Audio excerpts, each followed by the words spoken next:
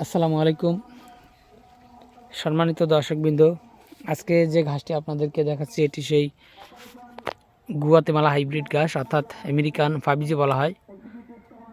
তো দর্শক, এই ঘাসটি দীর্ঘ 7 থেকে 8 মাস আমাদের এই জমিতে রেখে দেওয়া, অর্থাৎ আমরা এই জমিতে প্রথমবার কাটিং রোপণ করেছিলাম।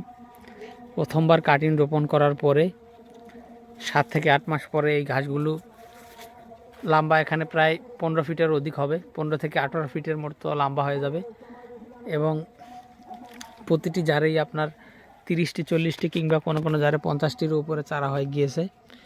তো দর্শক, আমরা এই জমিতেও লাগিয়েছি, দেখেন এদিকেও বীজতলা করে তারপর বীজতলা থেকে চারা উঠিয়ে এনে এখানে লাগিয়েছি।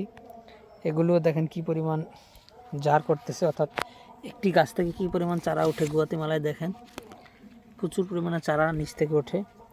আরেকটা দেখেন। তো দর্শক, এটি যদিও দেখতে অনেকটা ভুট্টো গাছের মতো, কিন্তু আসলে এটি ভুট্টো গাছ নয়। ভুট্টো গাছ এত বেশি মোটা হয় না, এই গুয়াতেমালা গাছটি এত বেশি মোটা হয়। তো দর্শকবিন্দু, আপনারা যদি আপনাদের খামারে এই গাছের কাটিং সংগ্রহ করতে চান বা লাগাতে চান, তাহলে আমাদের কাছ থেকে এই গাছের কাটিংগুলো সংগ্রহ করতে পারেন। আমাদের কাছে অনেক বেশি কাটিং নেই, হয়তো এখানে 2 থেকে 2,500 মতো কাটিং হবে, বা 2,500 নাও হতে পারে, 2,000 মতো হতে পারে। তো দর্শক, সেক্ষেত্রে যারা এই গাছের কাটিং সংগ্রহ করবেন তারা দ্রুত আমাদের স্ক্রিনে দেওয়া নম্বরে যোগাযোগ করলে আমরা সারা বাংলাদেশে, বিশেষ করে আপনার জেলায়, উপজেলায়, থানা পর্যায়ে, এমনকি আপনি যদি হোম ডেলিভারি নিতে চান, সেক্ষেত্রে এই ঘাসের কাটিংগুলো আমরা কিন্তু হোম ডেলিভারিও পাঠিয়ে দিতে পারবো।